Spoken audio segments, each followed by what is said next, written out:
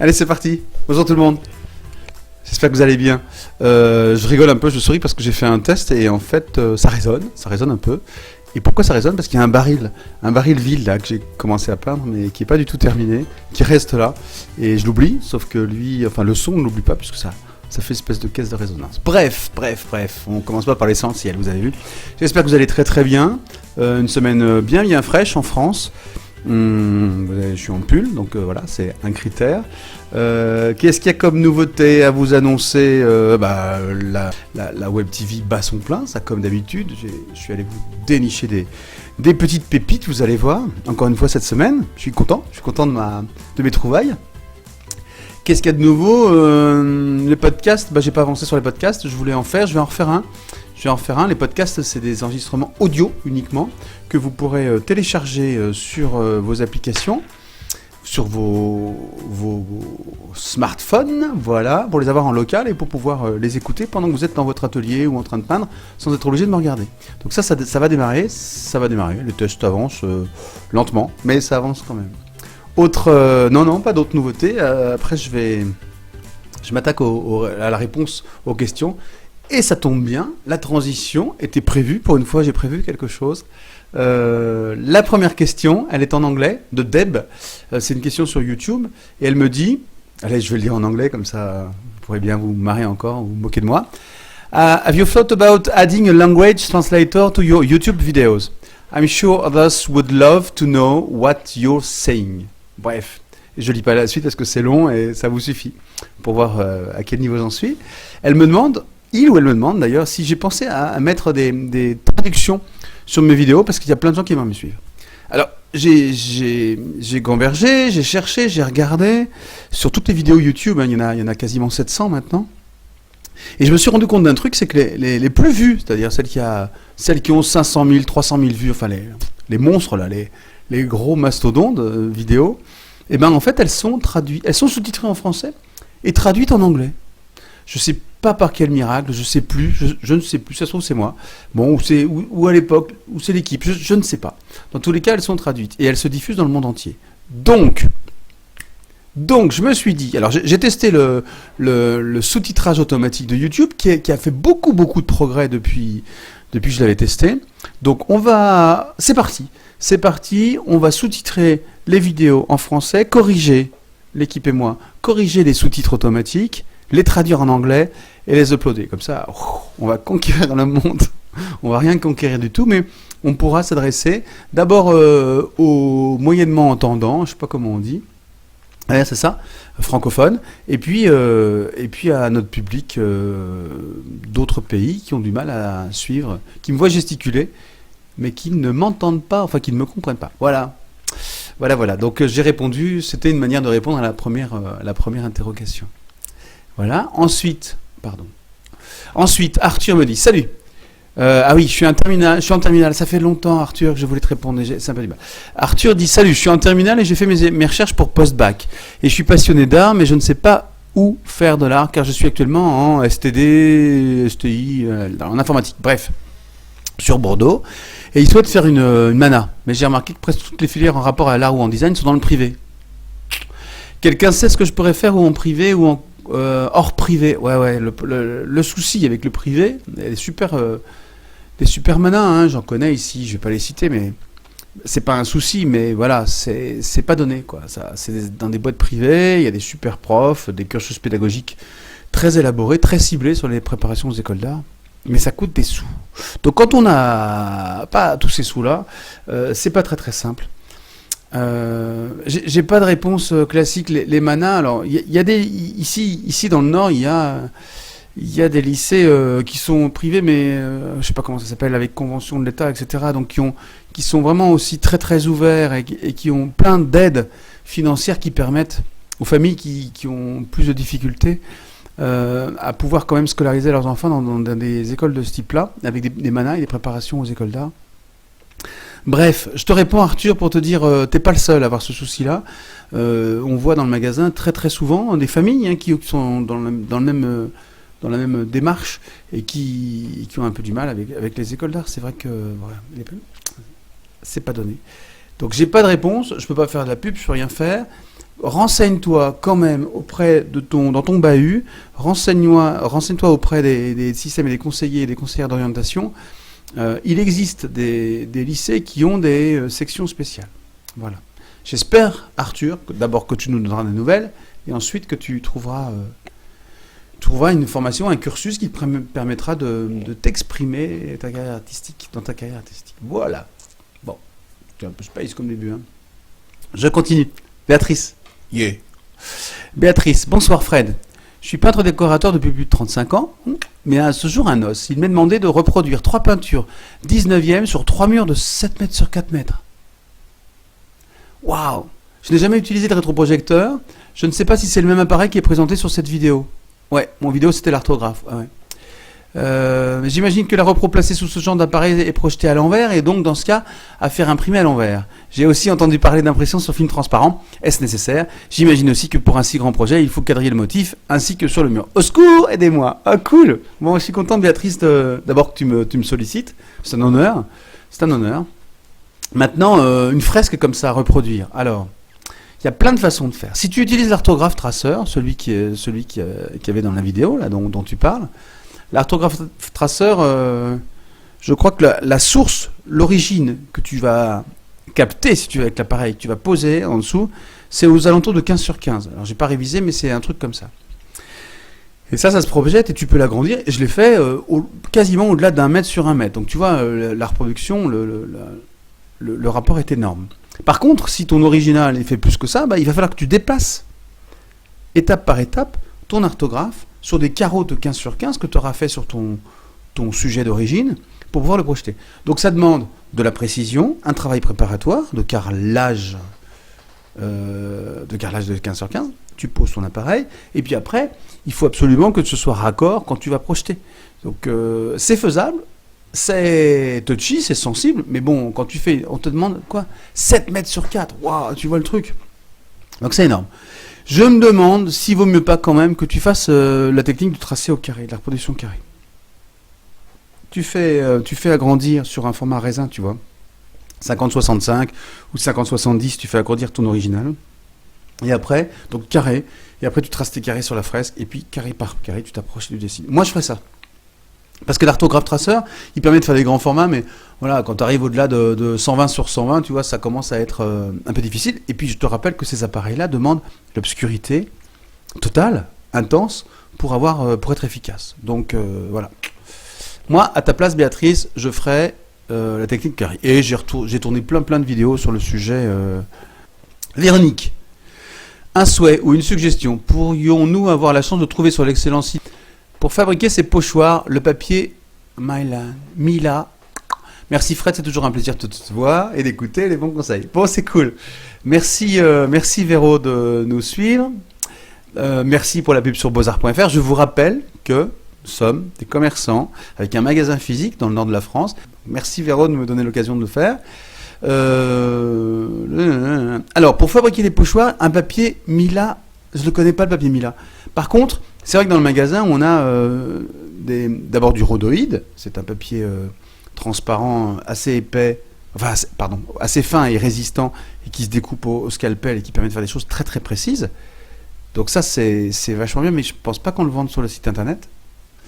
Et puis on vend aussi un truc, je me souviens plus comment ça s'appelle, c'est des plaques de format raisin, toujours 50 sur 65. Ça ressemble à du calque, mais c'est plutôt épais, ça fait 2 mm plutôt, 1 ou 2 mm. Et c'est comme oh là là, au secours, j'aurais dû préparer. Vous savez, un set de table, voilà. Mais il est un peu transparent, translucide, et ça se découpe très très bien. Et quand vous l'utilisez au pochoir, quelle que soit la technique, ça se nettoie parfaitement et c'est résistant. Donc ça, on en vend pas mal. À chaque fois qu'on parle de pochoir à faire soi-même, je présente ce produit-là, mais il n'est pas en vente sur le site. Alors si vous êtes intéressé, et surtout, envoyez des petits mails. L'équipe là-bas et la chef va recevoir ces sollicitations et puis elle mettra le produit en ligne pour que vous puissiez le commander et vous faire livrer. Voilà. Et je vais peut-être me faire assassiner parce que c'est peut-être très difficile à expédier. Je ne sais pas. On verra bien. J'assume.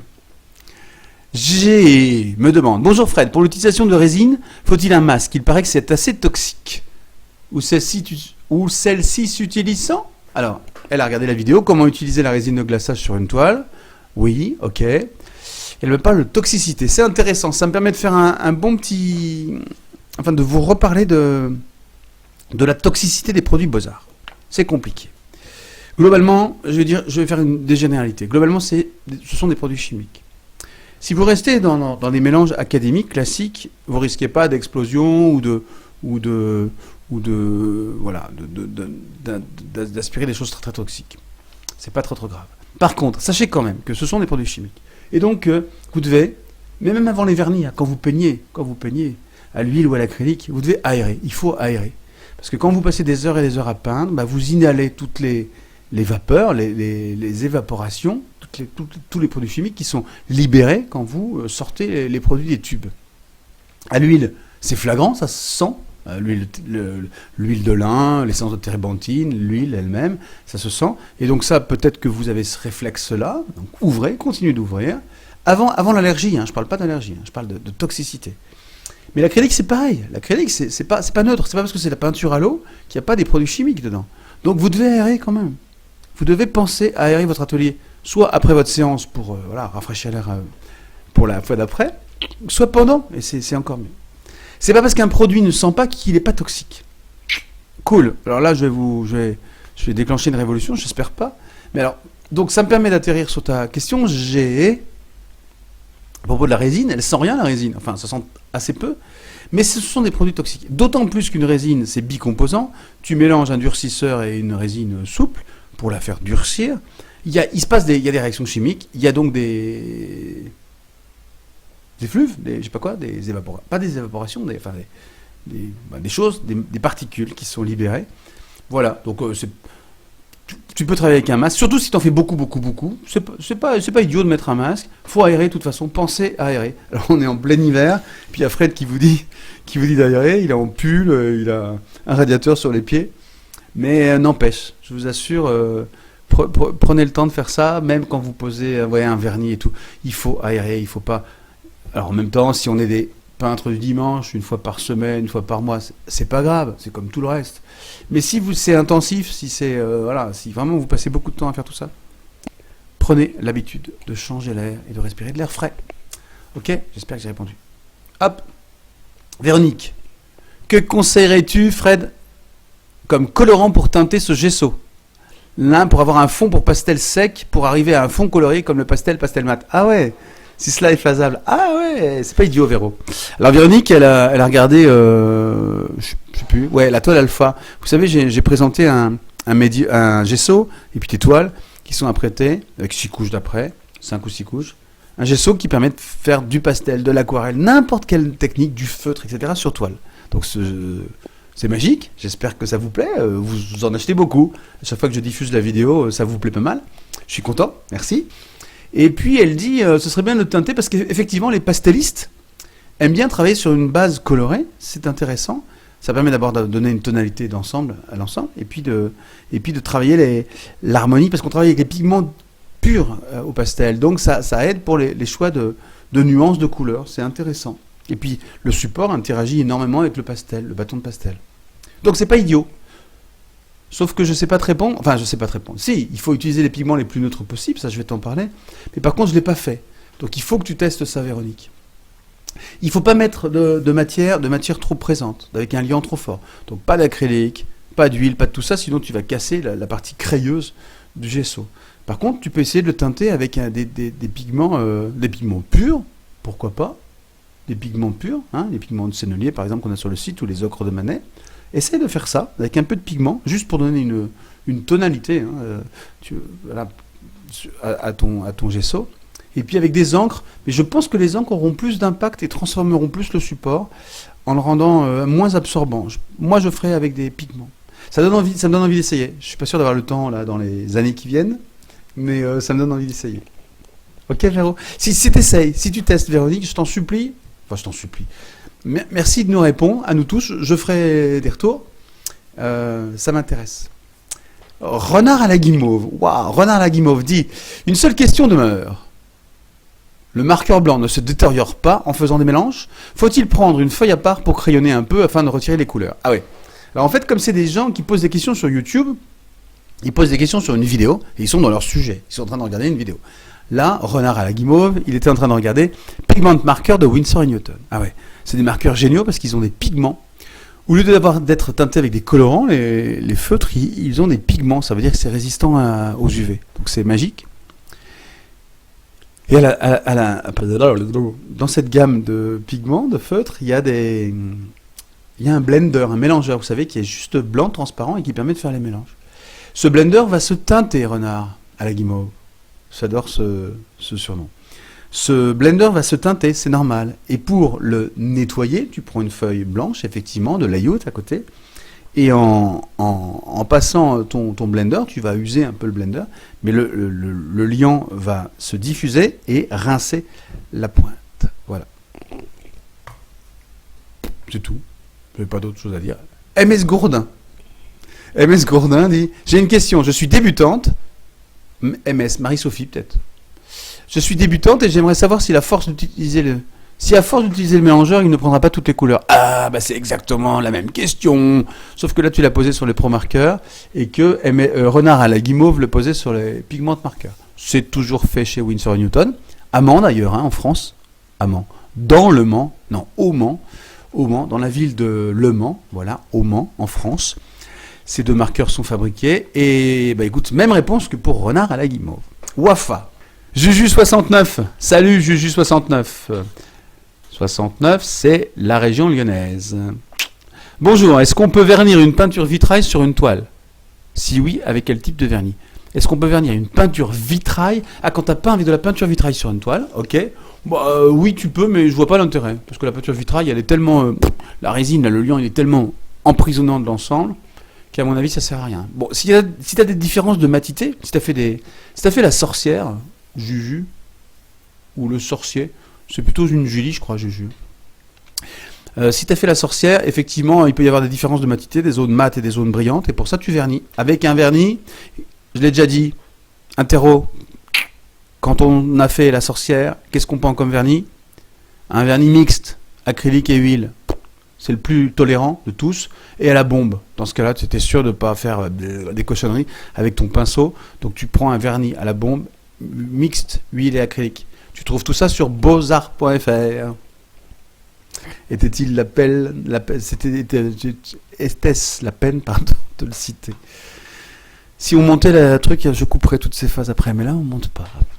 Jean-Pierre, salut Jean-Pierre. Bonjour, je travaille en sculpture avec du carton alvéolé. Ah ouais, d'accord. C'est un matériau fragile. Je voudrais durcir et imperméabiliser ce carton avant d'appliquer la poudre graphite dont je trouve le rendu génial. Ah, ça doit être très bien ce que tu fais. J'aimerais bien voir des images, tu vois, dans ce cas-là. Ah, il a mis d'ailleurs. Il a mis un lien. Bon, j'irai regarder, Jean-Pierre. Je reprends. Je voudrais durcir et imperméabiliser le carton avant d'appliquer la poudre graphite dont je trouve le rendu génial. Que me conseillez-vous? Il était sur la vidéo poudre graphite Cretacolor. Ouais, c'est ça. C'était, non, le lien de la vidéo, c'est celle-là. Donc il y a une poudre graphite Cretacolor qui est superbe, que j'adore.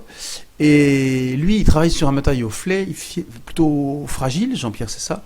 Et tu veux le durcir. Premier réflexe, sans réfléchir, du Banax. Tu mets une couche de Banax partout, ça va rigidifier. Et alors après, il y a un produit qui est un durcisseur, j'ai encore oublié son nom, qui transforme le tissu en truc super rigide pour faire des vases. Ah, j'ai même normalement... ouais. Il est là. Il est juste là. Oh, j'ai pas préparé ça. Attendez, je vais vous montrer. Là, c'est pas du direct.